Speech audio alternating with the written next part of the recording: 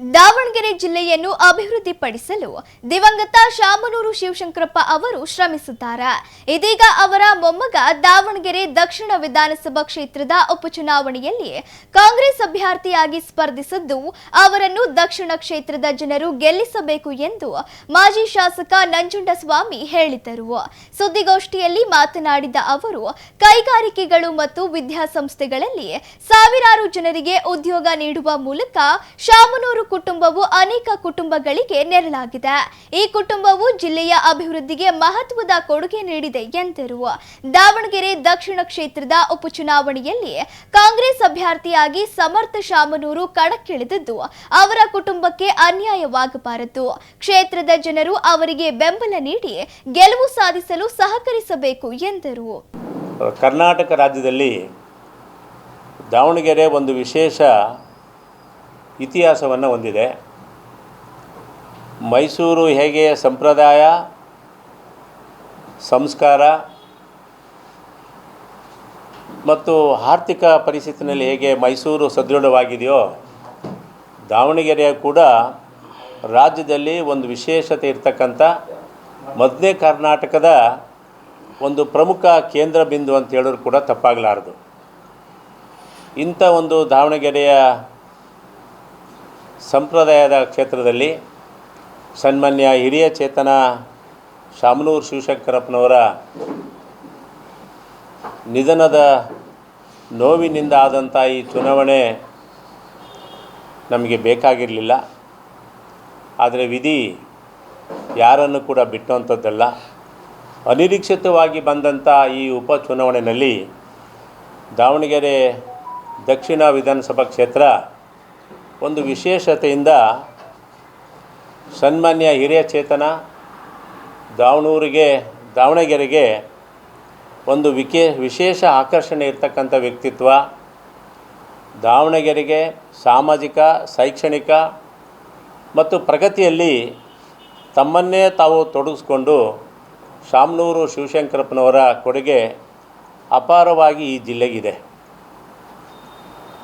ಅವರ ಅನಿರೀಕ್ಷಿತವಾದಂಥ ಈ ಸನ್ನಿವೇಶದ ಉಪಚುನಾವಣೆಯಲ್ಲಿ ಅವರ ಮೊಮ್ಮಗ ಯುವ ನೇತಾರ ಸಮರ್ಥ್ಗೆ ನಮ್ಮ ಪಕ್ಷದ ವತಿಯಿಂದ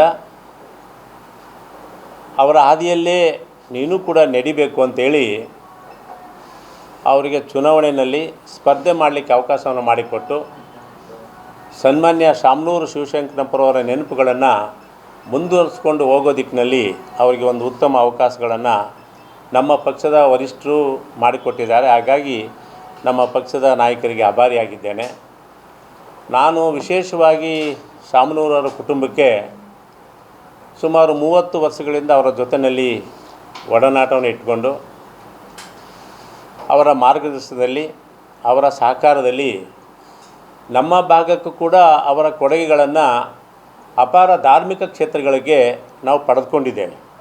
ಉದಾಹರಣೆಗೆ ಮಲೆ ಮಹದೇಶ್ವರ ಬೆಟ್ಟ ಇರ್ಬೋದು, ನಂಜನಗೂಡು ಕ್ಷೇತ್ರ ಆಗ್ಬೋದು, ಮೈಸೂರು ಆಗ್ಬೋದು, ಹೀಗೆ ಅನೇಕ ಕಡೆ ಅವರ ಉದಾರವಾದಂಥ ದೇಣಿಗೆಯನ್ನು ಕೊಡೋರ ಮೂಲಕ ಆ ಭಾಗದ ಧಾರ್ಮಿಕ ಕ್ಷೇತ್ರಕ್ಕೂ ಒಂದು ಶಕ್ತಿಯನ್ನು ಕೊಟ್ಟು ಸಾಮಾಜಿಕ ಶಕ್ತಿಯನ್ನು ಕೂಡ ಕೊಟ್ಟಿದ್ದಾರೆ.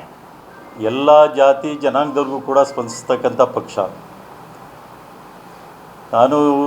ತಾವೆಲ್ಲ ಗಮನಿಸಿರ್ಬೋದು, ನಾನು ಇನ್ನೇನು ಕೂಡ ಬಂದು ಇಲ್ಲಿ ದಾವಣಗೆರೆಯಲ್ಲಿ ಅನೇಕ ಸಾರಿ ಪತ್ರಿಕಾಗೋಷ್ಠಿಯನ್ನು ಮಾಡಿದ್ದೀನಿ ಬೇರೆ ಸಂದರ್ಭದಲ್ಲಿ. ಈ ಸಂದರ್ಭದಲ್ಲಿ ಇವತ್ತು ಮಾನ್ಯ ನಂಜುಂಡಸ್ವಾಮಿಯವರು ಹೇಳ್ದಂಗೆ ಒಬ್ಬ ಉತ್ತಮವಾದಂಥ ಯುವಕನಿಗೆ, ಒಂದು ಒಳ್ಳೆಯ ಕುಟುಂಬಕ್ಕೆ ಇವತ್ತು ಕಾಂಗ್ರೆಸ್ ಪಕ್ಷ ಟಿಕೆಟನ್ನು ಕೊಟ್ಟಿದೆ.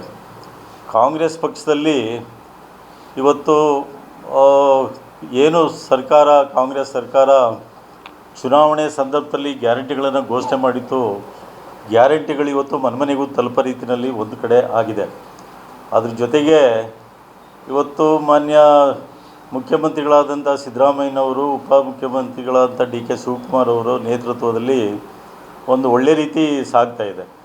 ಇಂಥ ಒಂದು ಸಂದರ್ಭದಲ್ಲಿ ಇವತ್ತು ಈ ಕ್ಷೇತ್ರದಲ್ಲಿ ಶಾಮನೂರು ಶಿವಶಂಕರಪ್ಪನವರು ಮಾಡಿರ್ತಕ್ಕಂಥ ಕೊಡುಗೆಗಳು ಅಪಾರವಾಗಿದೆ.